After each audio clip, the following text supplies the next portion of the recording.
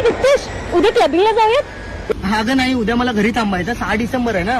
अरे हो, ते तुमच्या बाबासाहेबांचं काहीतरी आहे ना. अगं काहीतरी नाही, ते पुण्यतिथी आहे. अरे हो, तू जा जा. सगळ्यात जास्त बेनिफिट्स तर तुम्हालाच मिळतात. आम्हाला आणि तुम्हाला? अरे आमचं काय, आम्ही ओपन वाले. नाही, मी ते कोणत्या जाती धर्माबद्दल नाही बोलत आहे, मी तुझ्याबद्दल बोलतोय. म्हणजे एका स्त्रीबद्दल बोलतोय. म्हणजे अगं स्त्रियांना घरातून बाहेर पडायला पण मुभा नव्हती. आता घराच्या बाहेर पडताय, जॉबला जाताय आणि सो कॉल्ड क्लबिंगला जाताय. कोणामुळे? त्यांच्यामुळे. एवढंच नाही तर बसमध्ये लेडीज सीट आहे. हे 40% आरक्षण कोणामुळे?